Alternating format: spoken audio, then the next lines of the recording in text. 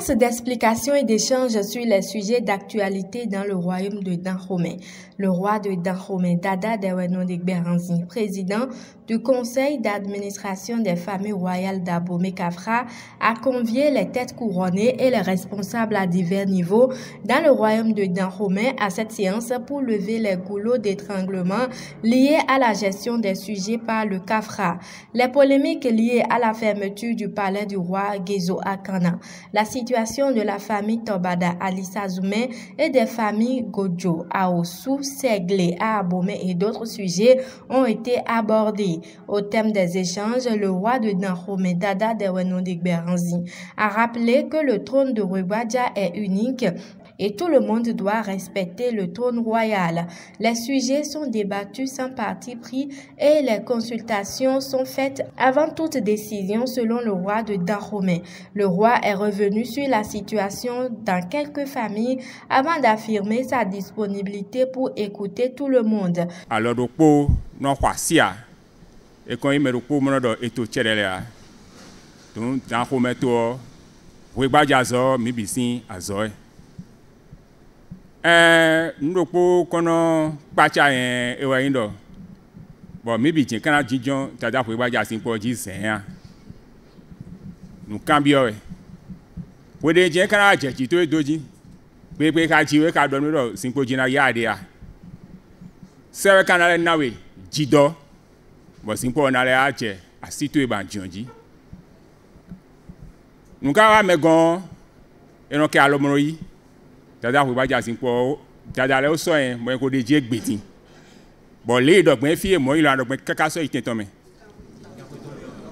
e ko do Dada Rugbaja do po mo ne kaka so yi vide e sana chite ma do mi Dada Rugbaja Dada Rugbaja je na sen mais dada we ko zonu ya yo vo ko nu egbe agble bo mi ado mo enele ya bo ren Dahomey to do tea mais yo vo kwa ma wa mi na do ne debu do ya Dada Gberanzi ji general jete do bo ido do me bo fie mi de mi no pon ji mo do ho mi ko pon to mo do ho mi ren wa e mi na do mi na kun kon me atun tanto ya ama tun ahun yen fi pe o ma wa konche o e adomi na kan bi o to guto to e bo mi na lo we honu gbo do po yen do tegbe apa o asan do po gbere a devo na bi o me mo yin gbero fi nu e do de fi bi o e wa do bono sise we bo mi do de so do de pa e mo na do le na no gbo be e na yon Dada Rugbaja yo edie on a fait trop à Ossou Seglé hoe et so pe mi bon to bada ho en a fon gamen vo hoewa ben ne trop à Ossou Seglé hoa de me bi kono itoro po me zen amen me bi ne itoro po me zen me bi kono igan zen e ko do enegbo bo e ko do gbo mo e na no gben ne mo hoe nu e Dada agboli agbodo tejira indo e ma fa bo no ti energia Dada ke fa wa do bo le no ti energia won le poko de fini bo no ko jinja yin ye bi eyin hu ogbenu hu ne ye bi hu ton e hu do e di bere ru ali gudo yo Awusu e gosi fini din yo hu ton gbe we bo kan viton le e do fi gege do tan hu e me fi mo Tobada Vijay tegbeme fiyen ani kono soye bo wenwe ayi meto monu bro minawa be do ko mi ton khamion mi on devo no le bioklo nu ye be no le jacha devo doji eno le pachami e wen Tobada ho da langafen alo fanu gbo ba tingban ko jasisi nko to ne no jenji mi kaka bono nko ko yin tuma yule nen e wen do zande di nu gbo jen yo eno khwalia ena ite bo ide a ndo po jen na wa tegwe yen po da langa fe po mi do mi na do mi na wa hode a e wa nde so itormia kaka jetin yin lo ka wa nde so itonia nu na wa de wa do nu mia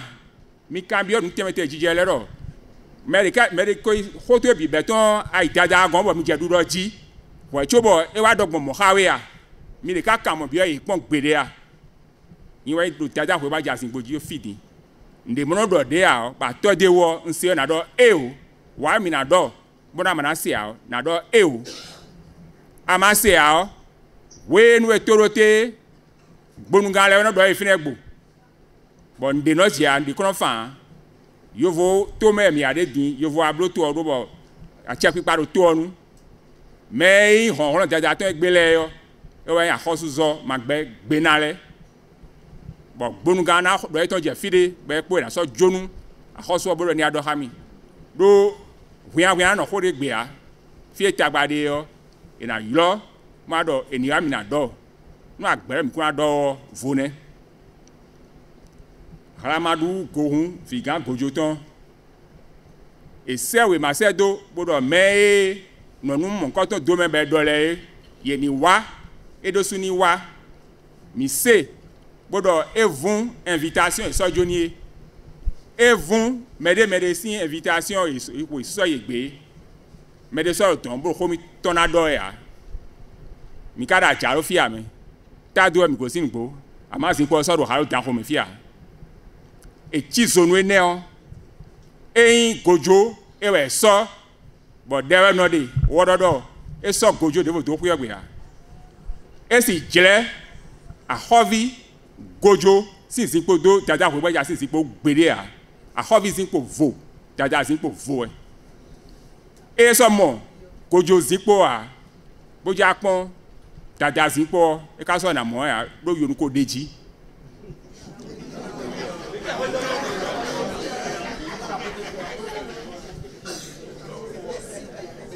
mais les retenu d'action d'Asiche mi cambio dal kan fin ganji donc retenu d'action mana Asiche aji les to hone xegbem bu dok ben ka cho mi afne yo etumbontum yeme edo ededie to badado chobo ne ayilo mi yo asiata mi to na yilo bona do nuwe bona tun vuvu me mi ton chomna so yilo dada ko gbaja o e sa mo gbede pon a ngbe bo gbedeji khay joy no suwe khay joy no suwe pogbe kono we gbede a yin pogbe ma we e gbe lo yin pogbe ma we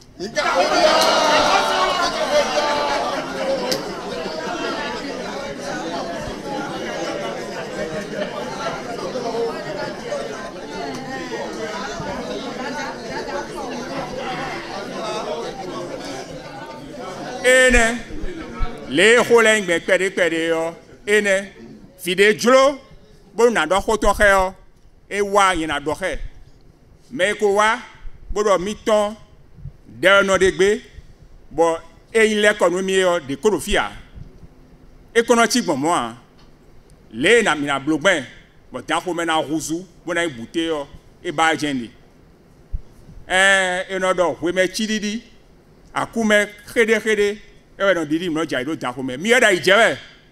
do hwenu melero avovu mi ton mo avokuji mi ton mo avomi ton jiku ye me jaye yo e ro pogewe e ja do ya do dako me le we gbaja vile na do mi huzu bonu dada ko gbaja vo e na mo mi meto ala mi to me tegbe yen ka na chodo me de me na kwa tu de me fibi ewe nche alo chero je nu fibi yen gba me do ko gbere a ko wa mi na do ase khotio na ase khotwe mi na do alo me budo teda ko ba ja ho. Le palais est ouvert à tout enfant, a-t-il déclaré. Le roi est ouvert à tout le monde, a-t-il ajouté. Dada Deweno Degberanzi a par la suite béni tous ceux qui contribuent d'une manière ou d'une autre aux œuvres du royaume. Bon, les deux coutons de propos, nous, on va dire, bon, mi wa. Mwandea te kan le ne mo se do mi de ne ahwa kan le ne mo se do mi me te kan boya ahwa kan chi bo we de bunu ndada le do e ya na do ya mi be mi na wa da mi ton lenu bo mi na mo te gbe mo deji dagbe na tinu mi ma gbedo to eyonu mi bi bo nu me se le ka te ku do mi ton te gbe Les participants à cette réunion n'ont pas manqué de donner leurs impressions. Prince Edo Lebok Beranzi. Le roi a voulu rester en phase avec sa population. Qu'est-ce que je veux bien dire par là? Au niveau du conseil d'administration de la famille royale d'Abomey, Kafra, dont le roi est le président, il y a des décisions qui sont prises. Et par rapport aux décisions, il y a eu des remous parce que les gens n'ont pas bien compris la portée de ces décisions-là. Donc le roi, en voulant rester en phase avec sa population, a invité tous les chefs de lignée, d'autres représentants, les chefs cantons, les chefs régions, les garants de continuité, les Vaudounos, ou les Torquionos, tout ça, et des personnalités pour leur expliquer le bien fondé de ces décisions prises.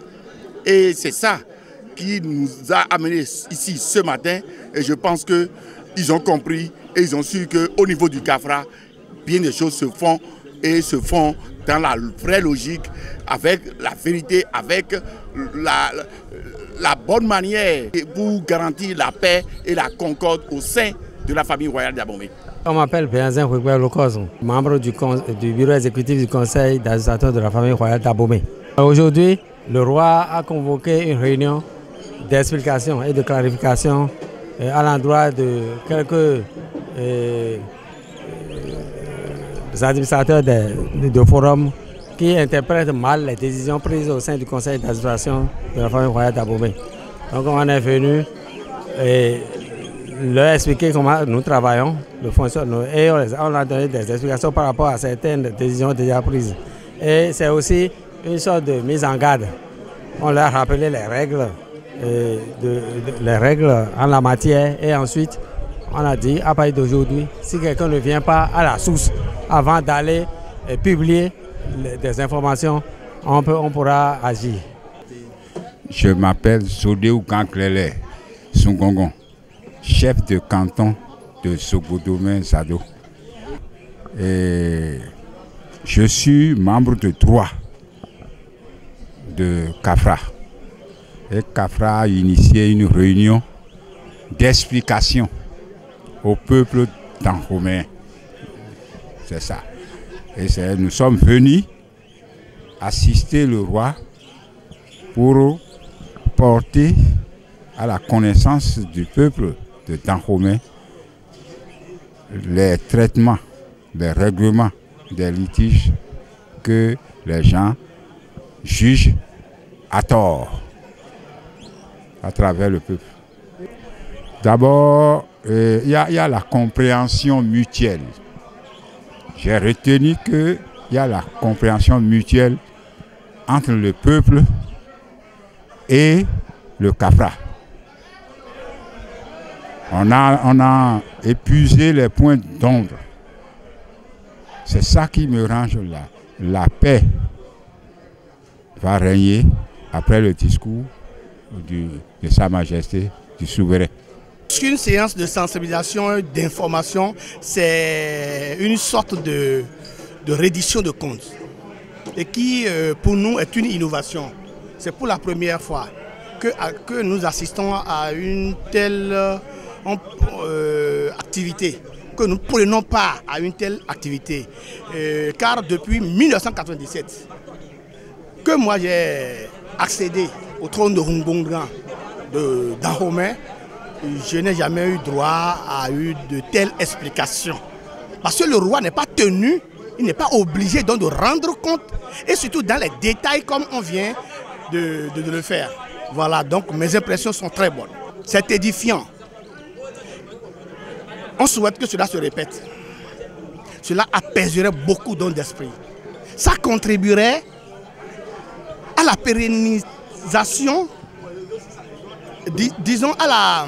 consolidation du royaume d'Abomey. Il le fallait, car il y avait beaucoup de délations, de mensonges. Et comment? De diffamation même. On va jusqu'à commenter même la décision du roi.